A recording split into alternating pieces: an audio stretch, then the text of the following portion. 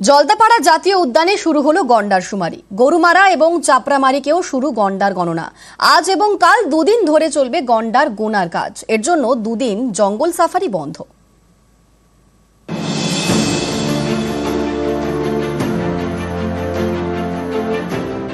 2022-এর পর 2025 আবারও জলদাপাড়া জাতীয় উদ্যানে শুরু হলো গন্ডার গণনা।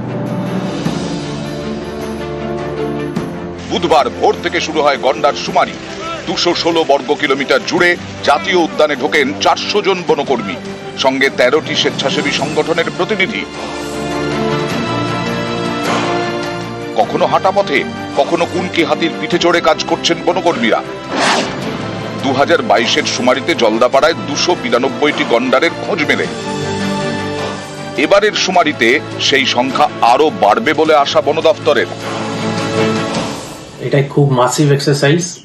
সব রাইনো রেঞ্জেসে সাইমালটেনিয়াসলি মানে সব এক সময় স্টার্ট হবে রাইনো সেন্সাস। 5 যে রাইনো রেঞ্জেস থাকে জলদাপাড়াতে, ওদেরকে আমরা 65 ব্লক মধ্যে ডিভাইড করা হয়েছে based on hit map which we have got from last 3 months। আর তার জন্য টোটাল 70 এলিফ্যান্টস আমরা ডিপ্লয় করেছি। রাইনো সেন্সাস করবে, রাইনোকে লোকেট করবে। আর এটা প্রসেস হচ্ছে টোটাল কাউন্ট মেথড, মানে আমরা প্রত্যেক রাইনোকে আইডেন্টিফাই করে ওদেরকে কাউন্ট করব। বুধবার থেকে গরুমারা এবং চাপড়ামারির জঙ্গলেও শুরু হয় গন্ডার গণনা। এই দলে অংশ নেন স্বেচ্ছাসেবী সংগঠনের সদস্যরাও। গরুমারার জঙ্গলে বসানো হয়েছে 80টি ট্র্যাপ ক্যামেরা। নজর রাখা হচ্ছে ওয়াচ টাওয়ার থেকে। জঙ্গলকে 35টি ব্লকে ভাগ করে দুদিন ধরে চলবে এই গন্ডার শুমারি। বুধ এবং বৃহস্পতি এই দুদিন জঙ্গল সাফারি বন্ধ। 2022-এর শুমারিতে গরুমারায় 55টি গন্ডারের দেখা মিলেছিল। এবার সেই সংখ্যা 60-এর কাছাকাছি হবে বলে আশাবাদী বন দফতর।